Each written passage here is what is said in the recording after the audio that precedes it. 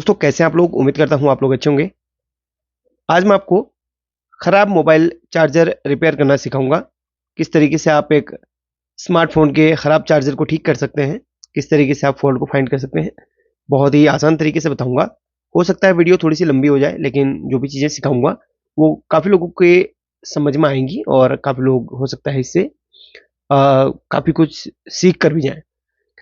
ये मोबाइल का जो चार्जर है ये ख़राब कंडीशन में है, जो कि समझ लीजिए भी ब्लास्ट ही हुआ है। इसको आज हम ठीक करने वाले हैं। ये 5 वोल्ट 2.1 एम्पियर का है, यानी कि स्मार्टफोन्स का एडाप्टर है। ये इसका सर्किट है और जैसे कि आप यहाँ पर देख सकते हैं ये ब्लास्ट हुआ है। इसमें दो कंपोनेंट यहाँ पर डैमेज हुए हैं। दो कंपोनेंट यहाँ पर आप देख सकते हैं। ये जो भी कंपोनेंट है इसके बगल में कुछ ना कुछ लिखा रहता है, जिसकी मैंने आपको बहुत सारे वीडियोज में बताया है। जब भी आपके पास कोई भी अडेप्टर चार्जर जो भी चीज़ें आती हैं, तो आप पहले उसको देखेंगे कि आपके देखने में कोई ऐसी चीज़ है जो ख़राब नज़र आती है, तो उस पर पहले हमें नोटिस करना है। तो पहले हम सही तरीके से देखेंगे। अच्छा, आप मुझे कमेंट करके बताइए कि आप मुझे कहाँ से देख रहे हैं, किस स्टेट से देख रहे हैं, किस डिस्ट्रिक्ट से देख रहे हैं। आपको मेरी वीडियोज़ कैसी लगती है मुझे कमेंट करके अवश्य बताइएगा।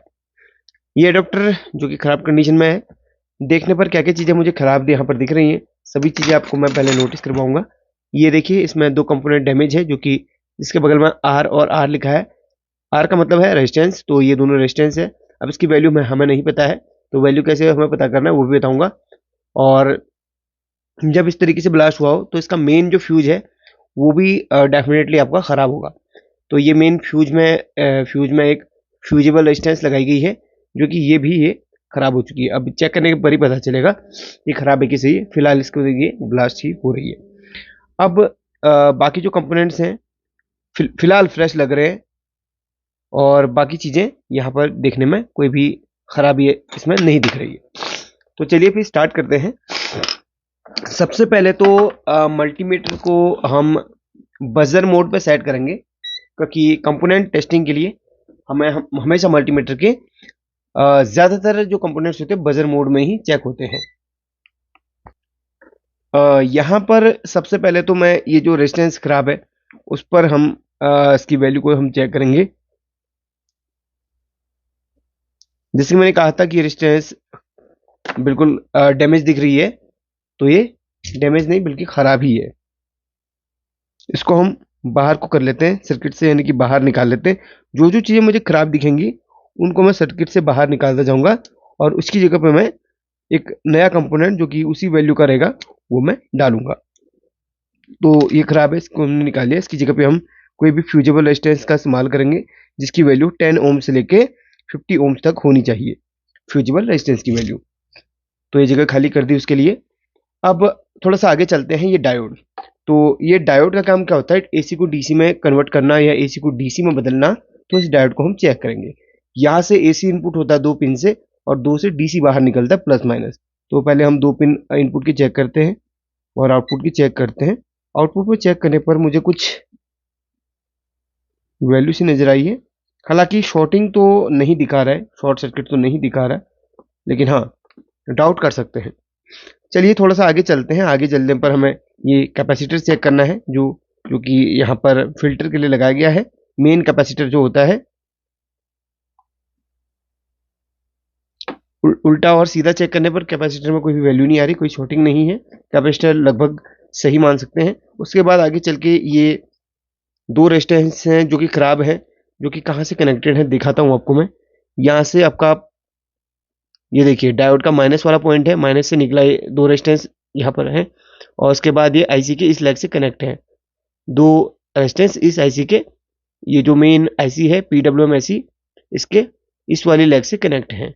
यानी कि इसकी 1 2 3 4th लेग में से ये कनेक्टेड है, यानी कि जो नेगेटिव आ रहा है वो यहाँ पर इन रेजिस्टेंस के थ्रू आ रहा है। तो एक काम करते हैं, पहले हम इस लेग को चेक करते हैं, और इसके साथ में जो पॉजिटिव की लेग है उसको चेक करते हैं। पॉजिटिव की लेग हम कैसे चेक करेंगे, तो देखिए रेक्टिफायर के प्लस से एक लेग यहाँ पर आ रही है, और यहाँ पर क्या लगा है, यहाँ पर हमारा कैपेसिटर का पॉजिटिव है। आगे बढ़ते हैं, थोड़ा सा आगे बढ़ने पर हमें ये नज़र आता है। तो यहाँ एक लेग ये है और एक लेग इसके जस्ट बगल में है। तो ये जो ट्रांसफॉर्मर है इसकी दो लेग है, ये वाली एक, ये दोनों लेग।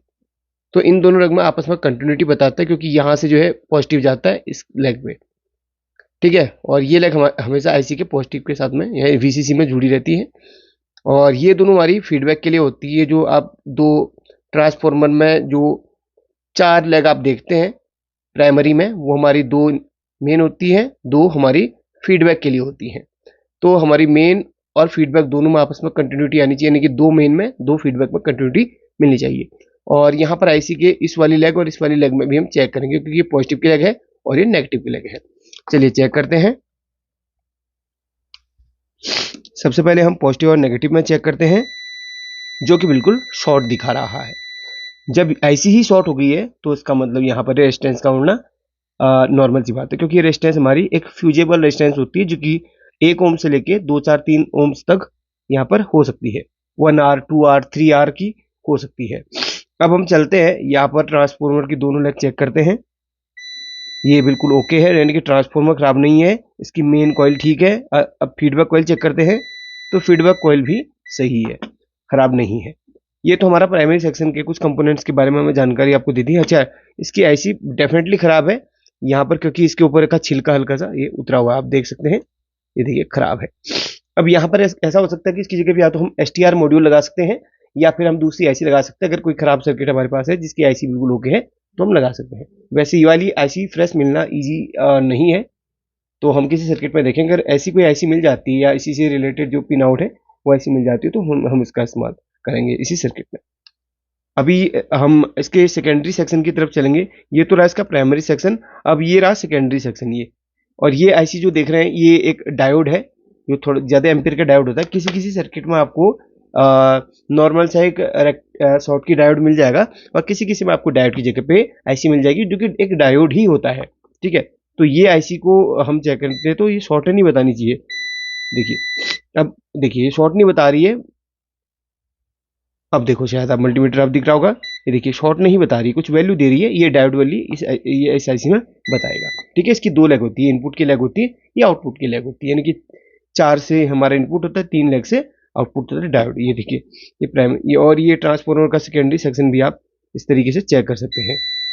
तो ये ट्रांसफॉर्मर सही है, आउटपुट सेक्शन इसका सही है, सेकेंडरी सेक्शन भी सही है, और इसका जो इनपुट सेक्शन है बस उसमें कुछ कंपोनेंट जो हमें खराब दिख रहे हैं उनको हम रिप्लेस करेंगे। अच्छा, एक कंपोनेंट यहाँ पर मुझे गायब लग रहा है, जो कि आप यहाँ पर देख सकते हैं। अच्छा, ये फीडबैक सेक्शन के लिए हमारा आता है। अच्छा, मैं थोड़ा समझा देता हूँ आपको। ये जो प्लस माइनस है वो आपकी आईसी में किस किस लेग के थ्रू गया वो दिखा देता हूँ। ये प्लस गया आपका यहाँ पर, ये मेन कैपेसिटर, सॉरी ये मेन कैपेसिटर पर, इसके बाद ये ट्रांसफॉर्मर की इस कॉइल पे गया, और यहाँ से यहाँ जाके आईसी में इनपुट ये प्लस हुआ। इसके बाद ये माइनस गया आपका इधर से, सॉरी इधर से, और ये रेजिस्टेंस के थ्रू माइनस इस आईसी के इस वाली पिन पे चला गया। अब यहाँ पर माइनस एक तो यहाँ पर भी चला जाता है, और दूसरा यहाँ पर देखिए माइनस यहीं से ये जो देखिए यहाँ से प्लस गया, ये देखिए माइनस। अच्छा, एक चीज़ और दिखा देता हूँ आपको। एक छोटा सा कैपेसिटर आपको और मिलता है सर्किट में, ये फीडबैक सेक्शन में जो लगता है, कम वोल्ट का होता है, जो कि 50 वोल्ट से लेके ये देखिए 63 वोल्ट का है। तो ये फीडबैक सेक्शन में लगा होता है। देखिए, अब आप देखिए, ये नेगेटिव आपको निकल रहा है इधर पे, और ये कैपेसिटर के नेगेटिव पे जा रहा है, इस कैपेसिटर के नेगेटिव, और इस कैपेसिटर के पॉजिटिव कहाँ से आता है देखिए। यहाँ देखिए, इस रेक्टिफायर के नीचे से एक पॉजिटिव लाइन निकली, ये देखिए यहाँ पर, यहाँ से एक रेजिस्टेंस के बाद इधर पे, और ये आपके कैपेसिटर के पॉजिटिव में चला जाता है। यहाँ से देखिए, यहाँ पर भी ये देखिए इस तरीके से आया पॉजिटिव, यहाँ पॉजिटिव, और यहाँ से होते हुए इसके इधर पे चला गया, और आईसी का ये फीडबैक वाला टर्मिनल है। अच्छा, यहाँ पर क्या करना है मुझे, इस जो छोटे वाले कैपेसिटर इधर तक भी प्लस पहुंचानी है, तो यहाँ पर कोई कंपोनेंट गायब है। सीधा सीधा यहाँ पर मैं लगभग 3 साढ़े 3 मेगा ओम की रेजिस्टेंस यहाँ पर इस्तेमाल करूंगा। तो यहाँ पर इस कैपेसिटर के यहाँ तक इसको भी हटा दूंगा, और एक लगभग 3 साढ़े 3 मेगा ओम की रेजिस्टेंस यहाँ पर लगा दूंगा, और यहाँ पर 10-20 ओम्स तक की कोई रेजिस्टेंस हम इस्तेमाल करेंगे। अगर 1 ओम्स की है तो 1 ओम्स की भी लगा देंगे, 1 आर या 2 आर जो भी आपको मिलती है वो यहाँ पर मैं लगा देता हूँ। चलिए लगा लेता हूँ, फिर आपको दिखाता हूँ। तो मैंने यहाँ पर रेजिस्टेंस को निकाल लिया है, यहाँ पर वाली और यहाँ पर वाली। तो यहाँ से जो नेगेटिव है इस आईसी के इस टर्मिनल पे जाना है, इन रेजिस्टेंस के थ्रू जाना है।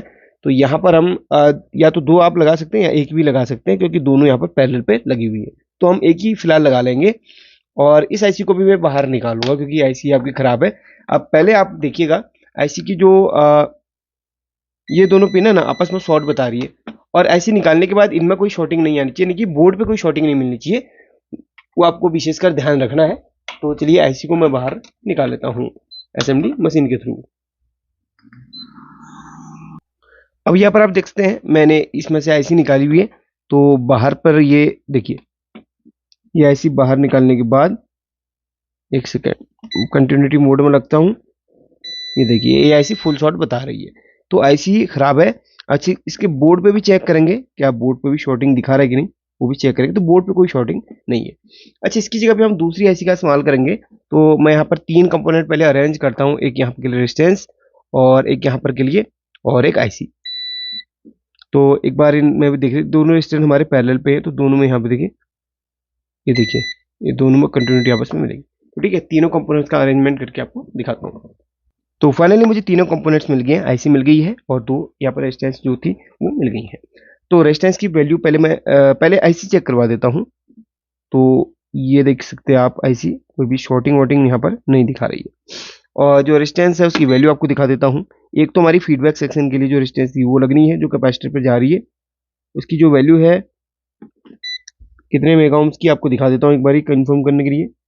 और इसका जो नंबर है 335 है, इसकी वैल्यू 3.3 मेगा ओम्स यहाँ पर है। और दूसरी वाली है 1R, यानी कि 1 ओम्स की ये रेजिस्टेंस है, जो कि यहाँ पर आप देखते हैं 1.4 ओम्स की है रेजिस्टेंस है, जो कि यहाँ पर लगनी है छोटी सी। यहाँ पर 1.4 ओम्स की लगनी है, यहाँ पर 3 मेगा ओम्स की लगनी है और यहाँ पर आईसी लगनी है। चलिए लगा के आपको दिखाता हूँ। आईसी का देखिए सेम लेग यहाँ पर बनी हुई है, ऊपर डाल दो और बाकी रेजिस्टेंस यहाँ पर लगा के आपको दिखाता हूँ। दोस्तों फाइनली यहाँ पर मैंने सभी कंपोनेंट्स को लगा लिया है। आईसी है और यहाँ पर रेजिस्टेंस है जो कि फ्यूज के तौर पे यहाँ पे लगाया गया है, और यहाँ पर 3.3 मेगा ओम्स का है जो कि फीडबैक सेक्शन के लिए है।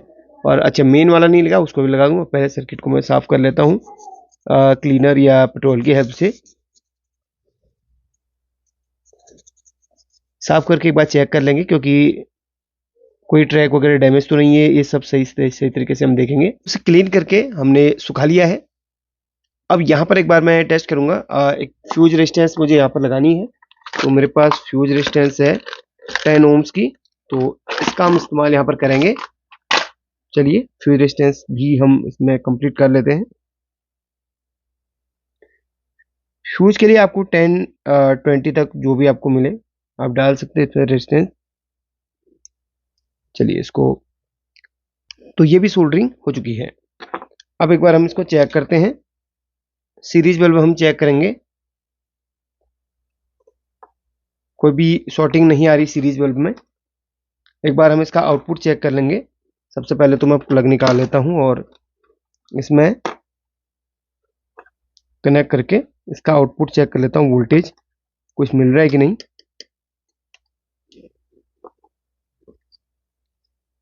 शॉर्टिंग तो नहीं दिखा रहा है। अब हम इसमें लाइन देकर टेस्ट करेंगे।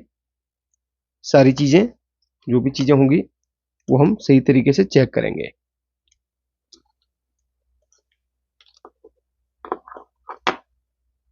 अब इसमें मैं लाइन दे देता हूं। तो मैंने इसमें लाइन दे दिया है। मल्टीमीटर को रखते हैं डीसी मोड पे और इसके में सबसे पहले तो आउटपुट ही चेक कर लेंगे। आउटपुट में वोल्टेज हमें कितनी मिल रही है 4.4, यानी कि काम कर रहा है लेकिन हमें वोल्टेज इसमें कम मिल रही है। एक बार हम चेक करते हैं। तो 4.4 वोल्ट करीब मिल रही है, 4.4545 वोल्ट मिल रही है, यानी कि वोल्टेज में ये कम दिखा रहा है।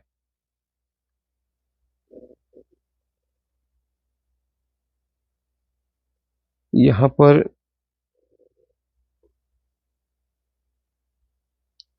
वोल्टेज थोड़ा सा फ्लैक्चुएट इस पे हो रही है।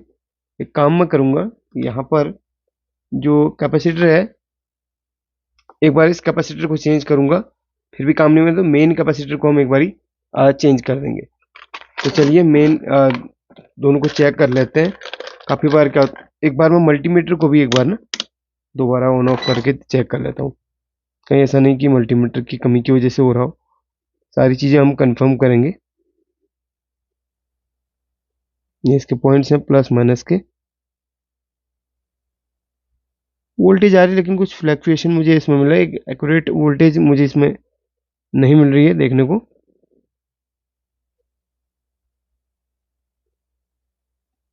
जैसे कि आप यहाँ पर देखते हैं,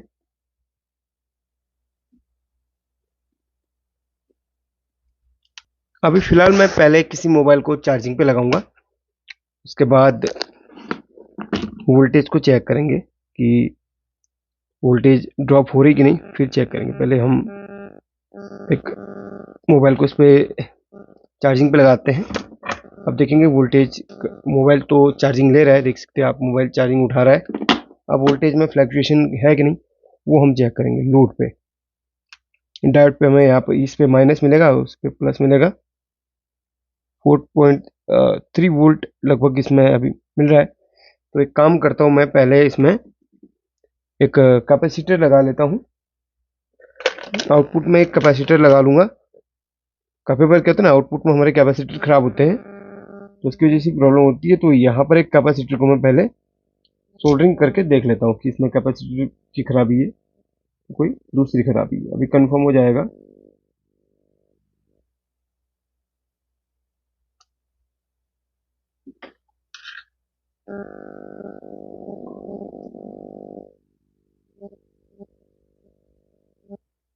तो एक कैपेसिटर यहाँ पे हमने सोल्डरिंग कर लिया है, और मोबाइल में चार्ज तो ऐसे बढ़ रहा है, 2% पे है मोबाइल पे, चार्ज पे बढ़ रहा है। अभी हम लोड पे, अब वोल्टेज हम चेक करेंगे 6.9 वोल्ट।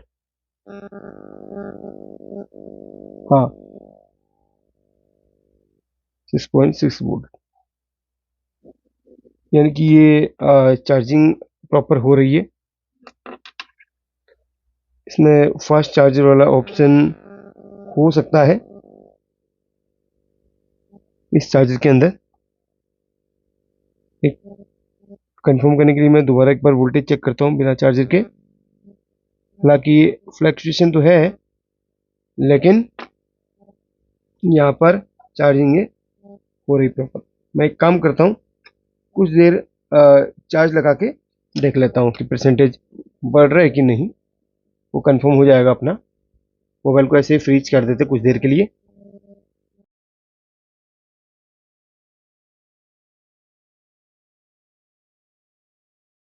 यहाँ पर जो चार्जिंग है वो प्रॉपर बढ़ रही है। अभी आपने देखा होगा 3 से 4 हुआ था अभी, ठीक है। ये चार्जिंग इसमें प्रॉपर बढ़ रही है। एक बार मैं इस कैपेसिटर को हटा के देखता हूँ कि फ्लैक्चुएशन है कि नहीं। तो ये चार्जिंग में लगे लगे ही मुझे चेक करना है कि ये फ्लैक्चुएट अभी कर रहा है कि नहीं, या 6 वोल्ट पे ही स्टेबल है, चेक करूंगा मैं। तो यहाँ पर मुझे वो कैपेसिटर नहीं लगाना है, ठीक है। बिना कैपेसिटर लगा ही वोल्टेज देखिए स्टेबल हो गया है इसका। ये देखिए, अगर मैं चार्जिंग पे हटाता हूँ तो इसका वोल्टेज देखिए 4 पे है, लेकिन लगाने के बाद स्टेबल हो जा रहा है। चार्जिंग पे लगाने के बाद वोल्टेज जो है स्टेबल हो जा रहा है, देखिए, ठीक है। देखिए, वेट कीजिए, जब चार्जिंग उठाना शुरू करेगा तो इसका वोल्टेज ना स्टेबल हो जाएगा। ये देखिए, जो 6 पे ही है, तो उसमें फास्ट चार्जिंग वाला कोई ऐसा सिस्टम हो सकता है। देखिए, कोई फ्लैक्चुएशन नहीं है और चार्जिंग प्रॉपर बढ़ रहा है। तो ये चार्जर जो है ये बाकी काम कर रहा है इसी तरीके से, और कोई भी इसमें, चलिए इसको हटा देता हूँ ऑफ करके। इसको, इसका मेन कैपेसिटर पहले डिस्चार्ज कर लूँगा। ये वाला थोड़ा सा फूला है, इसको भी मैं चेंज कर दूंगा अभी थोड़ी देर बाद। अभी मेन जो आईसी है वो कोई भी हीटिंग इशू नहीं है, ये रेक्टिफायर कोई इसमें हीटिंग इशू नहीं है। सभी चीज़ें प्रॉपर वर्क कर रही हैं और चार्जिंग भी प्रॉपर बढ़ रही थी। फिलहाल अभी तो ये मोबाइल हटा दिया मैंने, तो हालांकि रिपेयर हो चुका है, ठीक है। तो सारी चीज़ें समझा दी हैं। मुझे लगता है कि बहुत कुछ आपको इस वीडियो से सीखने को मिला होगा। चलिए, अब यहाँ पर एक कैपेसिटर थोड़ा सा मुझे फूला लग रहा है, ये मैं चेंज कर दूंगा, जिसकी वैल्यू 450 वोल्ट 10 माइक्रोफेट की है। हो सकता है फ्लक्चुएशन इसको ठीक, इसको चेंज करने से भी ठीक हो जाए। फिलहाल हो गया काम अपना, ठीक है, सारी चीज़ें सीख ली होंगी। अगर ये आईसी जो है काम नहीं करती इस पे, या कोई शॉर्टिंग का इशू दिखाती, तो इसकी जगह फिर मैं STR मॉड्यूल लगाता। उसके कनेक्शन कैसे करते हैं पहले वीडियो बना चुका हूं, लेकिन एडाप्टर पे कैसे कनेक्शन करते हैं अगर आप चाहते हैं उसका वीडियो मैं बना दूंगा। हालांकि ये वीडियो थोड़ा सा लंबी हो गई है, इसके लिए माफी चाहता हूँ, बट जो भी चीज़ सिखाई मैंने बहुत ही तरीके से आपको सिखाई है, लाइक जरूर कीजिएगा। Thank you.